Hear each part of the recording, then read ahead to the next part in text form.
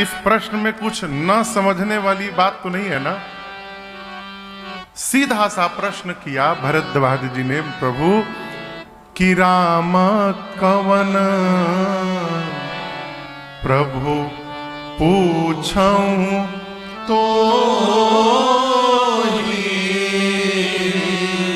और आप इस प्रश्न का उत्तर कैसे दीजिएगा? ये भी कहा कहिया बुझाई कृपा निधि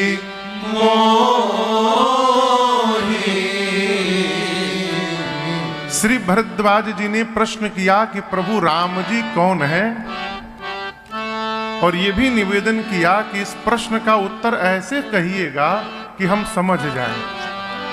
कही या बुझाई, ये कहने का अर्थ है कि आप इतने विद्वान हैं, आप चाहे तो एक शब्द में ही इस प्रश्न का उत्तर दे सकते हैं, लेकिन जितने विद्वान आप हैं उतने हम नहीं हैं। इसलिए आप ऐसी सरल भाषा में सुनाइएगा कि हमको समझने में कोई कठिनाई न हो। इसलिए कहा कही या बुझाई कृपा निधि मोहि। अब इस प्रश्न के उत्तर में कल आपने श्रवण किया, श्री याज्ञवल्क्य ऋषि जी ने ये नहीं बताया कि राम जी कौन है। क्या बताया? शिव जी और मां पार्वती जी के विवाह की कथा सुना डाली। संतोष भैया, हाँ, दोनों भैया बाबूजी बैठे हैं। प्रचार राम कथा का हुआ है ना पूरे क्षेत्र में। हम यदि भागवत बांचने लगे तो आप सुनेंगे कि रोकेंगे? ईमानदारी से बताइए, रोकेंगे ना? हम भागवत बांचेंगे तो सुनेंगे। प्रचार किए राम कथा, हम बांच रहे हैं भागवत जी की कथा। आप बोलेंगे नहीं महाराज हम तो राम कथा का प्रचार किए हैं, आप भागवत सुना रहे हैं। हम सुनाएंगे नहीं, बात कह रहे हैं। रोकेंगे ना? पूछेंगे ना महाराज क्यों सुना रहे हैं? पूछेंगे कि नहीं पूछेंगे?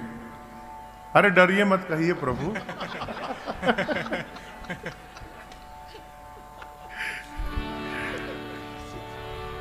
सामान्यतः आप दर्शन करिए, पूछा जाए आप कौन हैं और बताया जाए कि हम कलकत्ता से आए हैं, ये तर्क संगत नहीं है।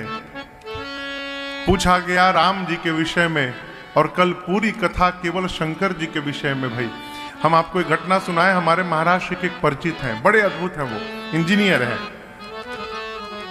तो उनकी जो श्रीमती जी हैं, बहू जी, वो भगवान कथा की प्रेमी थी मेरे पूज्य महाराज श्री के द्वारा। तो एक बार उनके कहीं निकट पूज्य श्री की कथा चल रही थी, तो बहू जी उनको, मैं नाम नहीं लूंगा, ये तो समझ जाएंगे मेरी चर्चा हो रही है। बहू जी उनको लेके कथा में चली गई और संयोग से पहले दिन ही चली गई। अब वो कथा वथा सुनते थे नहीं, बोली चलिए राम कथा हो रही है, बड़े अच्छे महाराज जी आए हैं। वो भैया आके कथा में बैठ तो गए। बहू जी बोल के लाई थी राम कथा में चलिए, और पहले दिन की कथा थी शंकर जी के विवाह की कथा होती रह गई। अब उसके बाद वो भाई साहब बहू जी को जो क्लास लिए, यही तुम कथा सुनती हो, तुमको पता ही नहीं कि राम जी की कथा हो रही है कि शंकर जी की कथा हो रही है। कहीं राम जी की कथा में शंकर जी के विवाह की कथा होगी, बहुत सुनाए। बाद में उनको पता चला कि शंकर जी के विवाह से ही राम जी की कथा प्रारंभ होती है। हम गलत जगह नहीं, सही जगह पहुंच गए थे। अब यहां मैं 2-3 कारण आपको सुनाऊं। भगवान शंकर विश्वास है। भवानी शंकरो वंदे, कौन? श्रद्धा विश्वास रूपिणो। गोस्वामी तुलसीदास जी बालकांड के दूसरे श्लोक में कहते हैं, मैं उन पार्वती जी और शंकर जी को प्रणाम करता हूं पहले, जो पार्वती जी श्रद्धा हैं और भगवान शंकर विश्वास है। इसका क्या अर्थ है इसका सीधा अर्थ है माई बाप, जीवन में जब तक विश्वास और श्रद्धा नहीं होगा, आप करोड़ों यत्न कर लीजिए, आपका कार्य पूर्ण होने वाला नहीं है। पहले आप जो कर रहे हैं उस कार्य पर आपकी श्रद्धा हो और उस पर विश्वास हो, हम कर सकते हैं। वो एक पद है ना, हम स्कूल में गाते थे, हम होंगे कामयाब एक दिन। आप लोग भी गाए होंगे। ये स्वयं को विश्वास होना चाहिए, हम कर सकते हैं, हम कर सकते हैं, ये विश्वास। शंकर जी और पार्वती जी का विवाह क्यों हुआ? जब तक विश्वास और श्रद्धा का मिलन नहीं होगा तब तक राम कथा रूपी गंगा का प्रवाह नहीं हो सकता है। इसलिए शंकर जी और पार्वती जी का विवाह हुआ। अपने जीवन में भी श्रद्धा और विश्वास का मिलन बना के रखिए। भगवान शंकर मानस के आचार्य हैं, प्रथम आचार्य। यहां जो आप देख रहे हैं ये मानस के प्रथम आचार्य हैं और मां पार्वती के ही कृपा और करुणा से ये कथा रूपी प्रसादी पूरे विश्व के जन जन तक पहुंची है। यदि मां पार्वती न कृपा की होती तो न राजन बैठकर गाता, न आप बैठकर सुन पाते। इन्हीं की कृपा प्रसादी। इसलिए बिना भगवान शिव और मां पार्वती के परिणय के ये कथा प्रवाहित ही नहीं हो सकती। देखिए, श्रद्धा ही कथा को प्रवाहित कराती है। आयोजक के भीतर यदि श्रद्धा न होना तो कथा नहीं हो सकती। हो भी जाएगी तो आयोजक भले पैसा खर्चा कर दे, वो सुन नहीं पाएगा। एक जगह हम पूज्य महाराज ऋषि की कथा में थे, जो कथा कराए थे बहुत बड़े आदमी, वो कथा उठा ना सुने। कथा शुरू पूजा वूजा करा के चले जाए घूमने, रात को खाली ही बतावे महाराज आज छोला बना था, कचौड़ी बनी थी हींग वाली, और ये पनीर लबाबदार बना था महाराज। 15,000 लोग खाएं, 25,000 लोग खाएं। वो केवल यही गिनते रह गए क्या बना है और कितने लोग खाएं। कथा निकल के बही गई, पास में फूटी, कुछ नहीं बचा। कथा कैसे श्रवण होती है? श्रद्धा से। श्रद्धा कथा को प्रवाहित करा देती है। कल मैंने आपसे निवेदन किया, ये कथा नहीं होने वाली थी। 2-3 जगह से भैया का फोन आया, लेकिन विश्राम के लिए हम लोग 4-5 दिन घर में रखे थे, घर में विश्राम में रहेंगे। लेकिन उनकी श्रद्धा का परिणाम है कि बार बार ना करते करते भी ये कथा हो गई और हम और आप यहां बैठ कर अवगाहन कर रहे हैं। ये श्रद्धा है। भगवान शंकर और मां भवानी का विवाह हुआ, लेकिन आप दर्शन करिए, याज्ञवल्क्य जी सुनाते गए और भरद्वाज जी सुनते गए, रोके टोके नहीं, प्रेम से सुनते गए। हुआ क्या? नयन नीर रोमावली शिव चरित्र श्रवण करके भरद्वाज जी के नेत्र से झरझर आंसू निकलने लगा। शरीर का एक एक रोम पुलकित हो गया। और दर्शन करिए,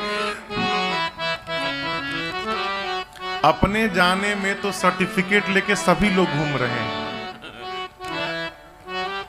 जिसको देखिए विजिटिंग कार्ड बनवा के घूम रहा है। हम कहा हम फूफा हैं, हम भगत हैं, हम ये हैं, लेकिन अपना जो प्रमाण पत्र दे रहे हैं ये मान्य नहीं है। भगवान के भक्त का लक्षण दर्शन करिए। भगवान का भक्त कौन है? राम जी कहते हैं भगवान का भक्त कौन? मम गुण गावत पुलक शरीरा, मम गुण गावत पुलक शरीरा, गद गद गिरा नयन बहनीरा, गद गद गिरा नयन बहनीरा श्रवणादिक नव भगति दृढ़ाई श्रवणादिक नव भगति दृढ़ाई मम लीला रति अति मन माहे मम लीला अति मन माहे मम लीला अति मन माहे मम लीला अति मन माहे। ये राजन नहीं बता रहा है, ये मेरे भगवान श्री राम जी के श्रीमुख निकले वचन हैं। राम जी कहते मेरे भक्त का लक्षण क्या है? पहला लक्षण मम गुण गावत, वो जैसे मेरा गुणगान प्रारंभ करता है, पुलक शरीरा, उसके शरीर के एक एक रोम पुलकित होने प्रारंभ हो जाते हैं। और जब शरीर का एक एक रोम पुलकित हो जाता है तो प्रभाव तो और बढ़ेगा ना। तो यहां जब सारे रोम पुलकित हो जाते हैं तो प्रभाव ऊपर बढ़ता है। वाणी गद गद गिरा, वाणी अवरुद्ध होना प्रारंभ होती है। जब वाणी अवरुद्ध हो जाती है प्रभाव और ऊपर बढ़ता है। फिर नयन बहनीरा, आप दर्शन करिए। भगवान का भक्त कौन? भगवत कथा गाते गाते सुनते सुनते एक एक रोम पुलकित हो जाए, वाणी अवरुद्ध होने लगे और नेत्र से झरझर अश्रु निकलने लगे। ये भगवान के भक्त का लक्षण है। रोने का तो हम नहीं कह सकते, रोने के लिए बड़े उपाय हैं साहब। एक ग्लिसरीन आता है, ग्लिसरीन लेके धीरे से आंख के नीचे केवल लगा लीजिए, झरझर नकली आंसू बस। घर परिवार में भी आप देखते होंगे कुछ लोग ऐसे भगवान भेजते हैं मानो रोने का टेंडर लेके आए हैं। कोई बात भई नहीं, तुरंत शुरू। हाँ, मानो बटन दबा के बैठे हो, बटन दबाए शुरू हो गया गिरना। रोने के तो कई उपाय हैं, लेकिन आपसे निवेदन करूं, ऐसा कोई उपाय नहीं बना है जो आपके शरीर के एक एक रोम को पुलकित करा दे। ये तभी होता है जब कोई बात जाकर हृदय को स्पर्श कर जाती है।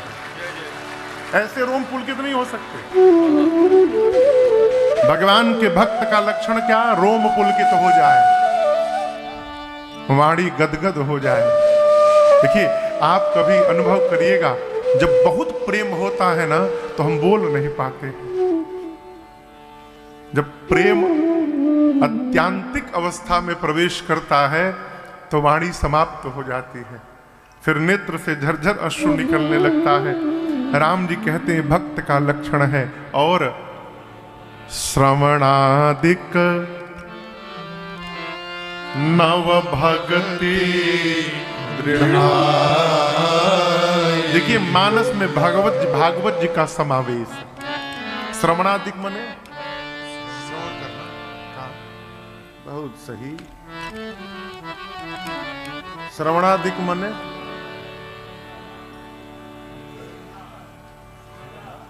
सुनना तो हमरो बुझाता। श्रवणादिक नव भगति ये बुझा रहा है, समझ रहे हैं इसका अर्थ?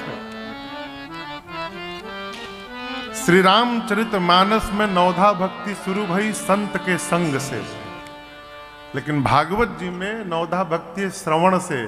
श्रवणम कीर्तनम अर्चनम। तो कहते हैं कि राम जी की श्रवण आदि के श्रवणम कीर्तनम आदि जो 9 भक्तियां हैं, श्रवणादिक नव भगति दृढ़ाई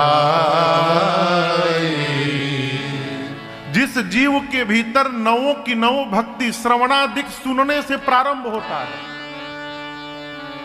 जीवन में, दर्शन क्षमा करिएगा, जीवन में मानस के अनुसार पहली भक्ति है संत का संग। राम जी कहते हैं शबरी से, प्रथम भक्ति संतन कर संगा। पहली भक्ति संत का संग यदि हो जाए तो पीछे की 8 भक्ति अपने आप चली आएगी। उसी प्रकार भागवत जी में कहते हैं नारद जी, पहली भक्ति क्या है? श्रवणम, सुनना। क्षमा करिएगा, वर्तमान की सबसे बड़ी समस्या है कोई सुनने को तैयार नहीं। जिसको देखिए सुनाने में लगा हुआ है? सुनने का स्वभाव बनाइए। भगवान ने 2 कान दिए, मुंह 2 क्यों नहीं दे दिया? आप सोचिए। आंख 2 दिए, कान 2 दिए, हाथ 2 दिए, पांव 2 दिए, नॉस्ट्रिल भी 2 दिए, नासिका का छिद्र भी 2 है। क्या हो? मुख 1 क्यों दिए? आंख 2 दिए कि ज्यादा देखो लेकिन कम बोलो। कान 2 दिए, ज्यादा सुनो कम बोलो। हाथ 2 दिए, ज्यादा करो कम बोलो। लेकिन आदमी इसी को ज्यादा में लगाया है, करे कुछ नहीं, खाली बोल रहा, अहम बकामी।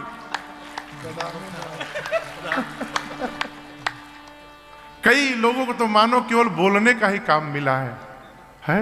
ये हम ये कर दिए, हम वो कर दिए, हमारे जीजा डीएसपी हैं, हमारे चाचा मिनिस्टर हैं, हम वो आप क्या हैं? हम बताने वाले हैं।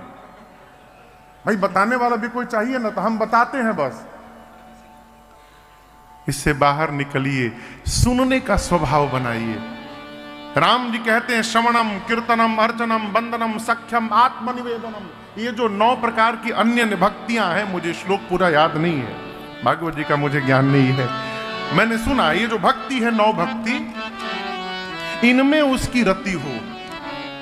श्रवणादिक 9 भगति दृढ़ाई, अम्मम लीला रति अति मन मान। राम जी कहते हैं भक्ति, 9 भक्ति उसके हृदय में प्रकट हो, और मेरी लीला में जिसकी रति हो, जिसका मन लगे, वो मेरा भक्त है।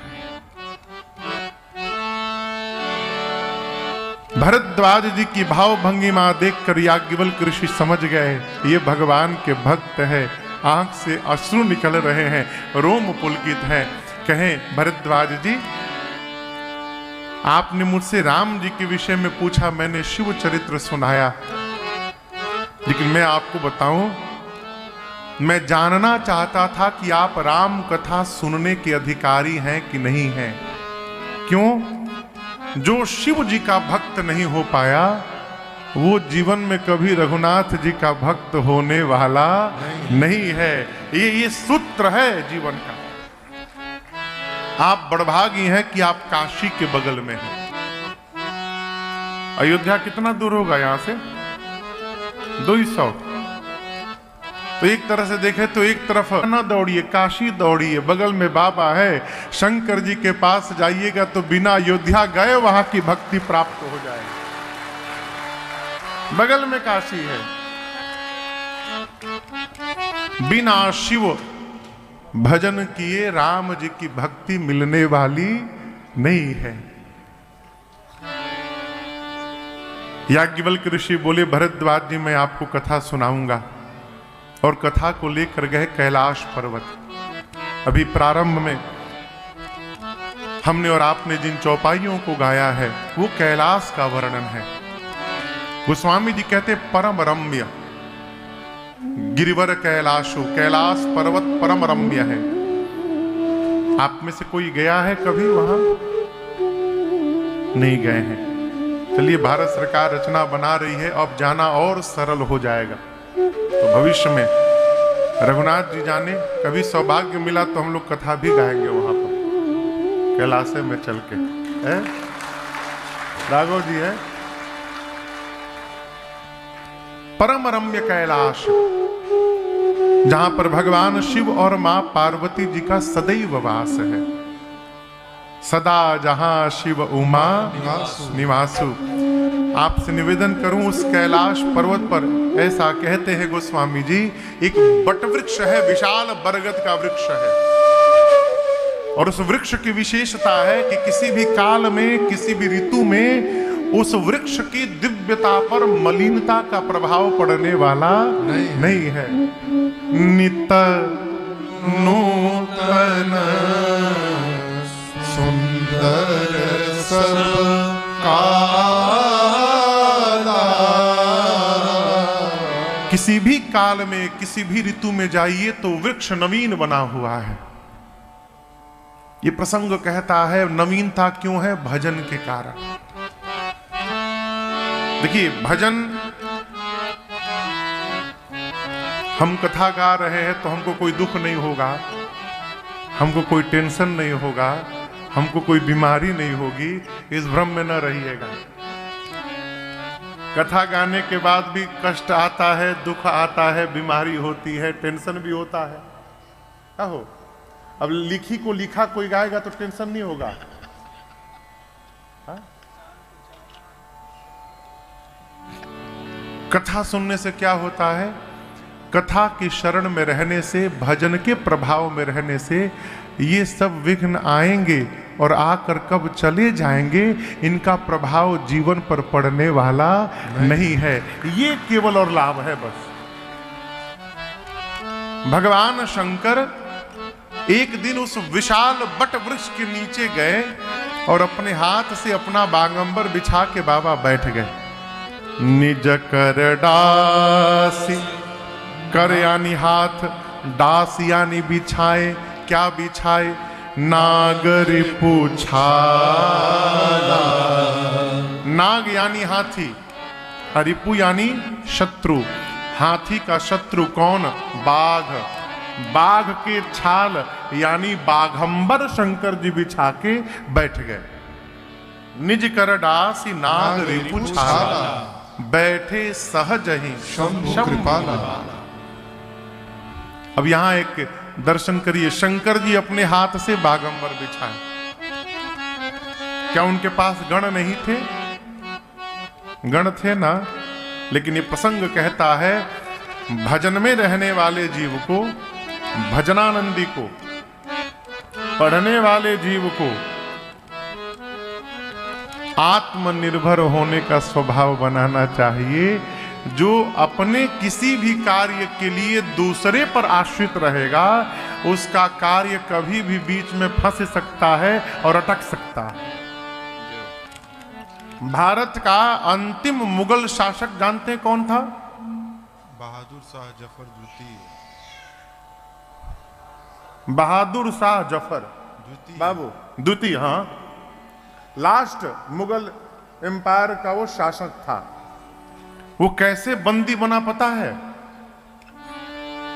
कैसे बंदी बना पता है? अंग्रेज धावा बोले उसके महल पर।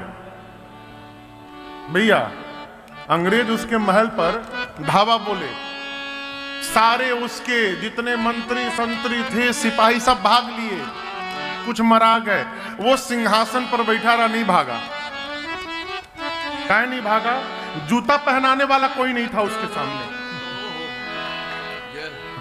हाँ, उसको जो जूता पहनाता था वो पहले ही भाग लिया। अब जूता कोई पहनाने वाला नहीं, अपने कैसे जूता पहने, आज तक कभी पहना नहीं, उसी में बंदी बन गया। ये प्रसंग मैं जब भी सुनता हूं तो मुझे बड़ी हंसी आती है। कथा कहती है माई बाप, आत्मनिर्भर होने का स्वभाव बनाइए, कम से कम अपने व्यवहार के लिए। छोटे छोटे बच्चे, उनको बचपन से ये सीख दीजिए, सवेरे जब जगे तो जगने के बाद रात में जिसको ओढ़े थे उसको अपने हाथों से उसको ठीक करने की व्यवस्था करें। और यदि बचपन से आदत न लगी, उसी तरह सो के उठ के चले गए, कौन ठीक करेगा? माई ठीक करी, तो वो जहां भी रहेगा लापरवाही बना रहेगा। इसलिए बचपन से स्वभाव लगाइए। बाबा अपने हाथ से बागंबर बिछाकर और बैठे। कैसे बैठे? गोस्वामी जी कहते हैं, बैठे सोहा कामरी कैलाश, सहज ही शंभु कृपाला। कैसे बैठे? सहज बैठे, बैठे सहज ही शंभु। देखिए, जीवन में सहज हो जाइए, 100 समस्या अपने आप खत्म। अभी हम गए थे अक्टूबर में कथा गाने के लिए लंदन, तो हम ही थे और विनय थे, 2 ही लोग। ये विनायक नहीं जा पाए, विनायक का नहीं हो पाया, तो ये यूरोप से बाहर चले आए भारत, हम लोग दोनों लोग लंदन चले गए। तो कथा में जो भैया तबला बजाने आते थे, पाजी थे सरदार जी, वही लंदन के, तो उनका तबला का बैग छोटा था, तबला वाला बैग इतना बड़ा था, और उसके बाद वाला आइटम का बैग बड़का था। तो हम इनसे पूछे काका लेके आए हैं होई? बोले महाराज जी बहुत आइटम है। अब उस बैग में क्या था? एक उनके तकिया, तकिया के पीछे का स्टैंड, तबला बजाओत बजाओत पसीना न निकल जाए तो आगे से एगो पंखा, हाँ एक्सटेंशन बोर्ड चार्जिंग के लिए और क्या रहा हो, बहुत सारा आइटम, दुनिया भर के आइटम। जिसके लिए आए हैं वो छोटी चुकी है, और उसके बाद दुनिया भर का टिटिम्बा बहुत बड़का, लेकिन अच्छे थे, बड़ा बड़ा बहुत साथ दिया उन्होंने। तो उनकी देखिए याद आ गई। ये क्या है? जितना सामान लीजिएगा उतना टेंशन बना रहेगा, जितना कम सामान साथ में रहेगा उतना आनंद बना रहेगा। खूब आनंद में रहिए। मेरे बाबा का दर्शन करिए। अरे गोरे रंग सोहे,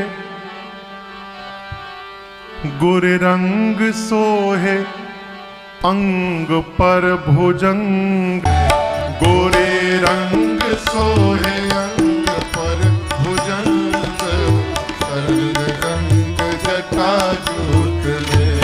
गोरे रंग सोहे अंग पर भुजंग, सरंग रंग जटाजूट में। हारमोनियम लेके 35 मिनट केवल देवताओं का श्लोक बोले वो, राम जी के, कन्हैया के, गणेश जी के, दुर्गा जी के, सरस्वती जी के। 35 मिनट महाराज जी बैठे, अब कुछ गई हैं, अब कुछ गई हैं, राही चचा कुछ तो अंत में बोले कि 35 मिनट श्लोक बोलने के बाद पूछे कि क्या सुनाए? तो राही चचा बोले कि याद कल कोनो भगवान छूट मत गई हो खेलो। तो उसी प्रकार बाबा की जय जयकार, मैया की, राम जी की। अच्छी बात है। देखिए, हम आपको बताएं, हम लोग पूरी दुनिया में कथा गाते हैं। आपको मैं व्यासपीठ पर बैठा हूं, ठाकुर जी के सन्मुख बता रहा हूं, पूरी धरती पर राम कथा गाते हैं। लेकिन जो कथा गाने का आनंद काशी जी में प्राप्त होता है वो धरती के किसी कोने में नहीं होता। अद्भुत ऊर्जा हो काशी में, क्या बात है? तो ये भी काशी है, समझिए। जौनपुर भले लेकिन है काशी है। क्या भैया? काशी से उसीलिए प्रभाव एनियो आ गई बा ना, वही कह रहा हूं। बाबा बैठे बैठे सोहा काम रिपु कैसे। गोस्वामी जी कहते हैं शंकर जी उस बरगद के वृक्ष के नीचे बागंबर बिछा कर बैठे तो कैसे लग रहे हैं? जैसे धरे शरीर शांत रस जैसे। ऐसा लगा मानो शांत रस ने अवतार ले लिया हो, शरीर धारण करके स्थान बना लिया हो, परम शांत। आप स्वरूप देखिए बाबा, परम शांत। ये एक प्रसंग कहता है जीवन में इसको शांत करने का स्वभाव बने, बाद में भले कुछ करिए, क्योंकि ये यदि शांत नहीं हुआ तो कुछ भी करेंगे उसका परिणाम शुभ होने वाला नहीं है। लक्ष्य यदि श्रेष्ठ है तो श्रेष्ठ लक्ष्य को प्राप्त करने से पहले इसको शांत करना पड़ेगा। मन को शांत करिए। बाबा परम शांत होकर बैठे और बाबा को इस शांत स्वरूप में देखकर, देखिए पत्नी यदि देख ले कि पति के चेहरे पर परम शांति है तो पति से अधिक आनंद पत्नी को प्राप्त होता है। भारतीय यदि पत्नी है तो, अपवाद तो खैर कहीं भी है, एक दो अपवाद हो सकता है समाज में, लेकिन मैं प्रायः आपको सुनाऊं, पति यदि आनंद में है, क्या बात है, मैया गदगद हो गई हो। बाबा के स्वरूप को देखकर गोस्वामी जी कहते हैं कि पार्वती भल अवसर जाने, पार्वती भल अवसर जाने, गई शंभु पहे मातु भवानी, गई शंभु पहे मातु भवानी, जानी प्रिया आदर अति कीन्हा, जानी प्रिया आदर अति कीन्हा। बाबा ने वाम भाग आसन हर दीन्हा, वाम भाग आसन हर दीन्हा, बैठी शिव समीप हर आए, बैठे शिव समीप हर साए, और पूरब जन्म कथा चित आए, पूरब जन्म कथा चित आए, पूरब जन्म कथा चित आए। गोस्वामी जी कहते हैं, मां ने जैसे बाबा के स्वरूप का दर्शन किया परम शांत, मेरी मां दौड़ कर गई। गोस्वामी जी कहते हैं, पार्वती भल अवसर जानी। भल समझ रहे हैं, भल यानी संजय भैया, भल यानी हाँ, भल यानी अच्छा, ये भोजपुरी के शब्द है। बहुत भल बाहो, भल यानी अच्छा, सुंदर, बढ़िया, श्रेष्ठ, उत्तम। मां ने भल अवसर जानकर, सुंदर समय जानकर मैया बाबा के पास गई। बाबा ने मैया का आदर किया है। जानी प्रिया आदर अति कीन्हा। अब यहां दर्शन करिए, नियम के अनुसार आदर छोटे को बड़ा का करना चाहिए,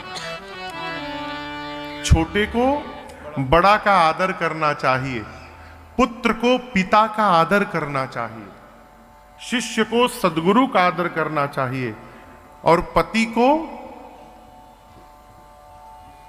कोई बोल ही नहीं रहा है।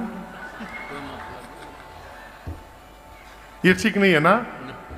पत्नी को पति का आदर करना चाहिए, ये सही है ना? अब पति को क्या करना चाहिए? दिन भर आंख दिखाना चाहिए। नियम से तो पत्नी को पति का आदर करना चाहिए। पति को पत्नी में अपनी प्रेम, अपनी ममता तो नहीं कहेंगे, अपना प्रेम रखना चाहिए। लेकिन यहां दर्शन करिए, शंकर जी ने मां पार्वती जी का आदर किया, और वो भी आदर थोड़ा नहीं किया।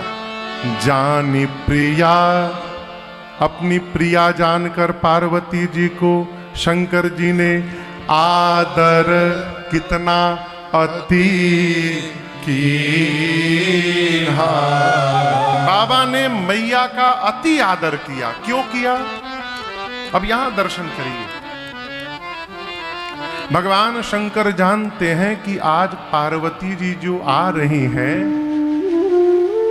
आज मेरी पार्वती जी मुझसे राम जी की कथा पूछेंगी, और इनकी कथा पूछने पर मैं जब इनको कथा आज श्रवण कराऊंगा तो ये कथा आज मेरे कहने से ऐसी कथा बढ़ेगी कि इस कथा का प्रचार पूरे विश्व में हो जाएगा और इस कथा से ही पूरे विश्व का कल्याण होगा। आज पार्वती जी पूरे विश्व का कल्याण कराने यहां पर आई हैं, इसलिए बाबा ने आदर किया मैया का। अब ये कथा कहती है, भले आपसे छोटा कोई हो, आपका बेटा हो, आपका छोटा भाई हो, आपकी श्रीमती जी हो, आपकी बिटिया हो, जो आपसे छोटे हैं, यदि आपका छोटा भी कोई श्रेष्ठ कार्य करके आवे अथवा श्रेष्ठ कार्य करने जाए तो उसका आदर करना चाहिए, ये प्रसंग कहता है। बाबा ने मैया का आदर किया है और आप दर्शन करिए। आदर करके बाबा ने कहां बिठाया? बाम भाग, बामांग में। यहां देखिए, आसन हर दीहा। शंकर जी ने अपने बामांग में मैया को आस्थान प्रदान किया। स्त्री का स्थान पति के बामांग में है, इसलिए उनको बामांगी कहा जाता है। लेकिन पूजा पाठ के समय उनको दाहिने बैठना चाहिए। पूजन के समय कहां बैठना? दाहिनी ओर। उसके बाद कहां बैठना? बाईं ओर, बाम भाग।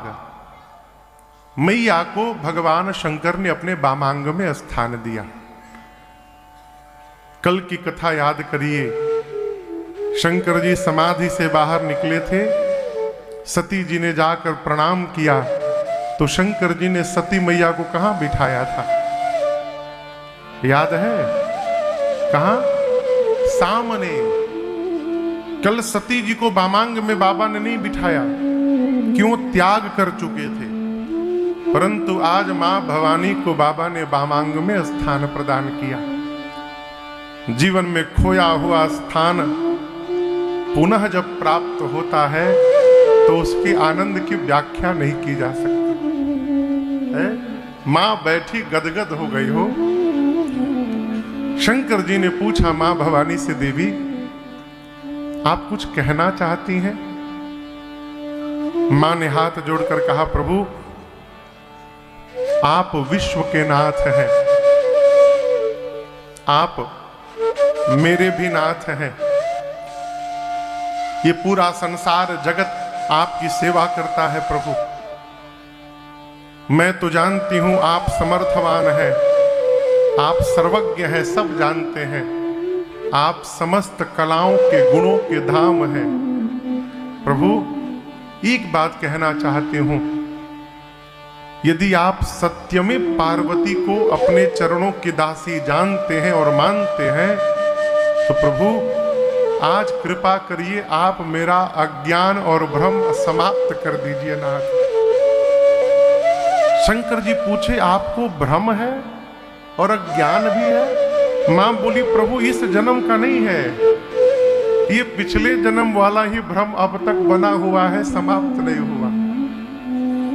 सती जी का स्वरूप तो समाप्त हो गया, लेकिन उस शरीर में जो भ्रम हुआ था वो भ्रम समाप्त नहीं हुआ। मां ने पूछा, प्रभु क्या कल्प वृक्ष के नीचे बैठकर भी कोई दरिद्र हो सकता है? आप बताइए। कल्प वृक्ष जानते हैं? कल्प वृक्ष के नीचे बैठकर जो मांगिए प्राप्त होगा, ऐसी मान्यता है। कल्प वृक्ष के नीचे भी बैठकर कोई दरिद्र हो सकता है? कहिए, जोर से कहिए। शंकर जी बोले, नहीं हो सकता। मां ने पूछा, यदि कल्प वृक्ष के नीचे बैठ के भी दरिद्र है तो? यदि उसके नीचे बैठ के भी दरिद्र है तो? बाबा बोले, असंभव। और यदि उसके नीचे भी दरिद्र है तो इसका केवल एक अर्थ है कि बैठने वाले को यह नहीं पता है कि मैं कल्प वृक्ष के नीचे बैठा हूं, तभी वो दरिद्र रह सकता है।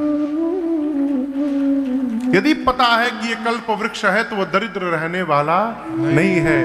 तब मां ने कहा, प्रभु यदि कल्प वृक्ष के नीचे